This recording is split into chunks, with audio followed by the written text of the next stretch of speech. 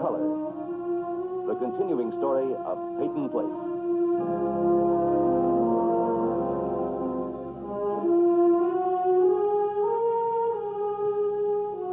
Starring Dorothy Malone as Constance Mackenzie, Ed Nelson as Michael Rossi, Ryan O'Neill as Rodney Harrington, Barbara Parkins as Betty Anderson, Tim O'Connor as Elliot Carson, Christopher Connolly as Norman Harrington, Patricia Morrow as Rita Harrington, James Douglas as Stephen Cord.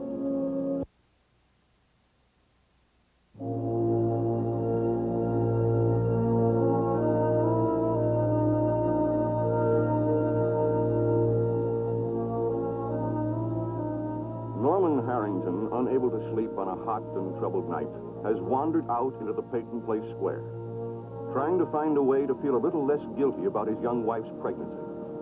A pregnancy that seriously complicates her heart condition. Suddenly, the accident of time and place, of people living in a small town, brings Norman face to face with an overwhelming sight. A man drives up to the Peyton County Courthouse, to the jail. There is no doubt that the man approaches the barred window of one of the cells. There is a terrible familiarity about the man, and there's no doubt in Norman's mind that this incident in the darkness will dominate his life for months to come.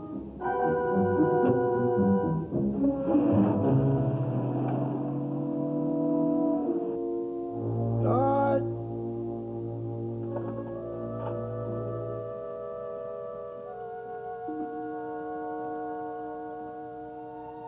What's the matter, Chandler?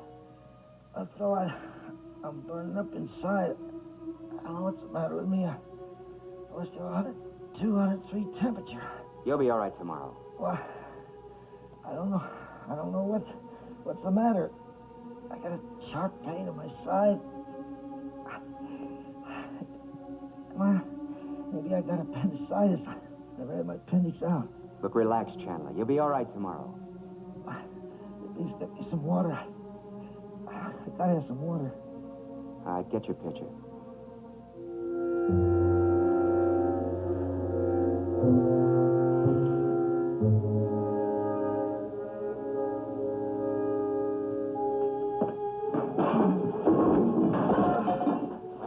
All right. Get you some. Yeah, it's a gun. No, you don't try to be a hero. You're a family man. You don't be a hero.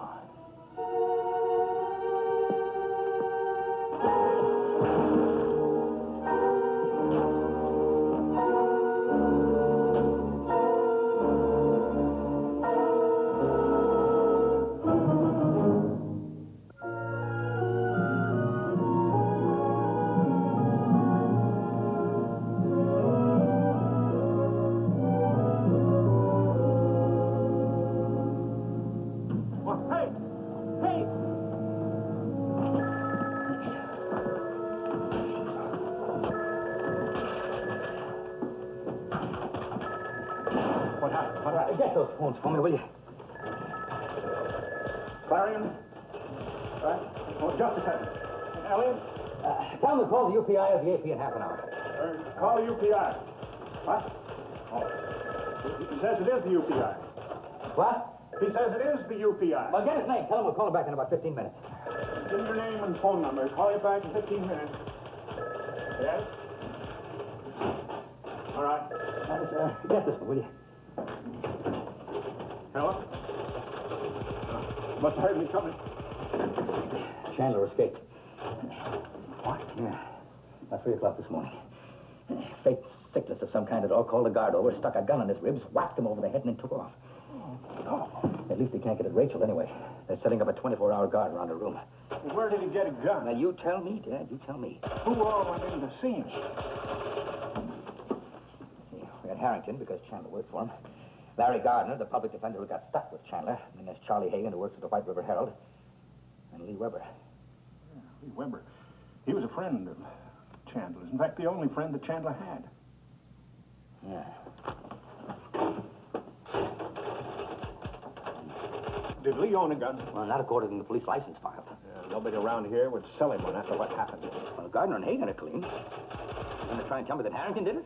Why? He's got to have a reason. Don't you think there must have been somebody else? Probably. But that somebody else didn't walk through the front door. All right, you want to lie back there? Where's Norman? He's outside in the hall. He was here yesterday, wasn't he? Why wouldn't you let me see him? Yeah, you're feeling a little better today, aren't you? I wish you'd let me go home. I'm not sick enough to be in the hospital. Rita, you're pregnant.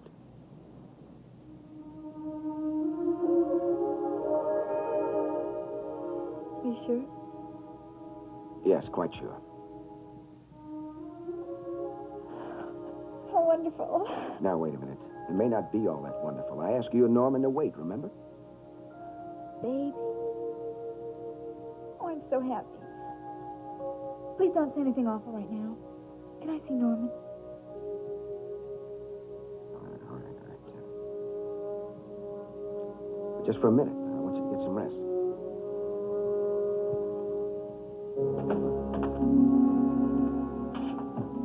Don't tire her out. Hey. Come on, a face like that'll scare her to death.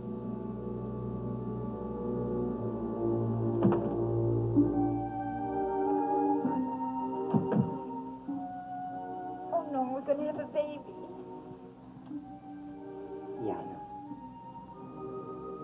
That didn't sound very enthusiastic. Well, Dr. Ross is involving me. I got the test results. Well, don't listen to him. Oh, I'm so glad to see you. Do me a favor. Smile.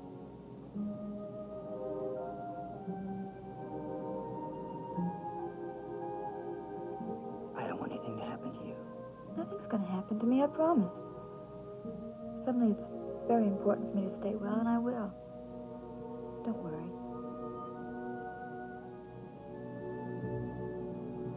Dr. Rossi said... Listen, people can do completely impossible things they just want to enough. And I want this baby. It's going to be strong, and I'm going to be strong. Because that's the way I want it to be. I know I can make it be that way if I just want to enough. I know I can. Doesn't matter what Dr. Rossi says. Rita. Rita. Go away. Rita, listen. I don't want to hear. You've got to. Why? Because I'm scared. It's going to be okay. You say it. Just say it's going to be okay. How can I? Please. Rita. I love you. Then say it.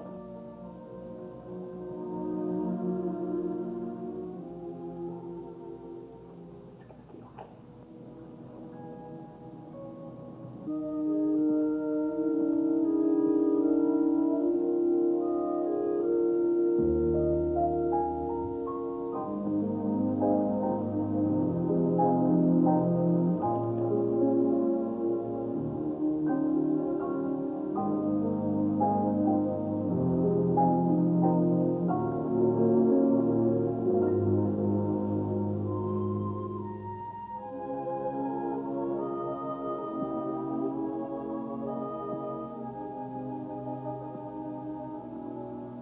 There you are, Adrienne. Hello, Martin.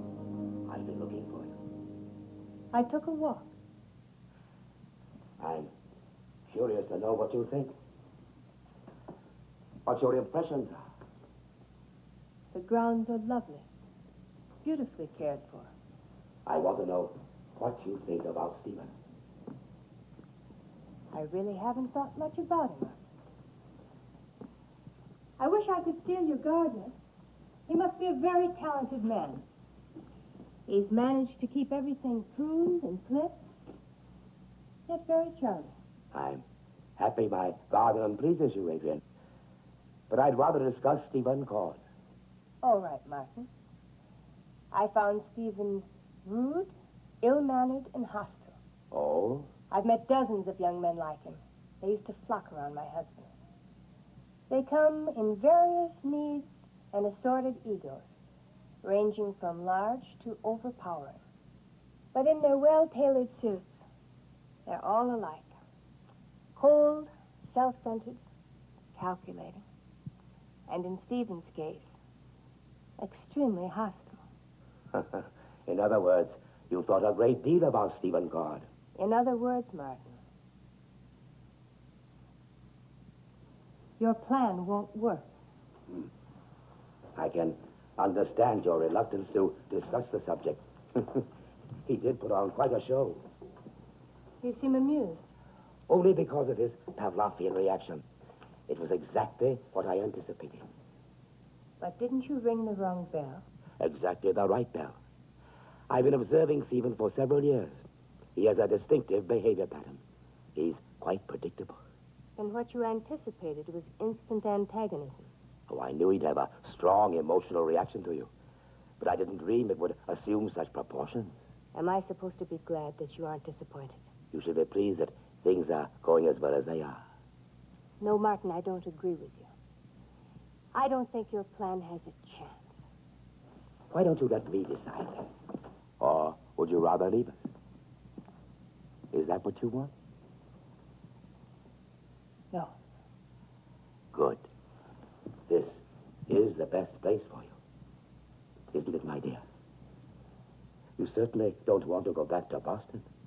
Or New York either, for that matter. Come, Adrienne. Let me show you my roses.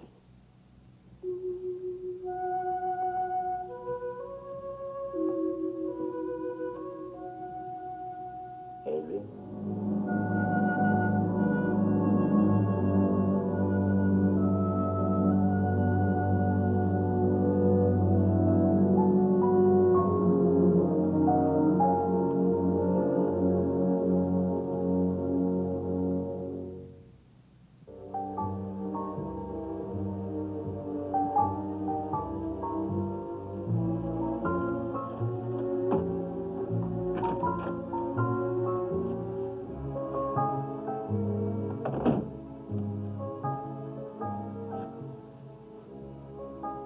I want to talk to you, Weber. Starting to look the role, aren't I? Mr. Peyton's man Friday. All right, cut it. I want you to give me some answers. Chandler's out. Somebody gave him a gun, and he used it to escape. So what else is known? Only a few people went to see him in his jail cell. You were one of them. So what? Now, if you know where or how he got that gun, you better come across with the information, or I'll make sure the police pull you in for questioning. Oh, get off of it, counselor.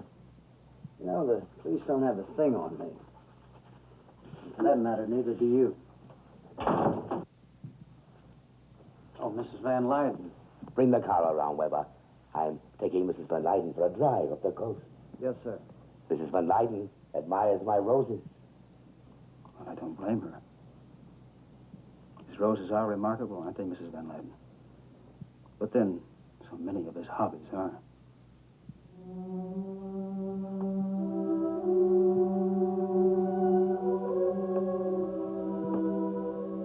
I'll just be a minute, Martin.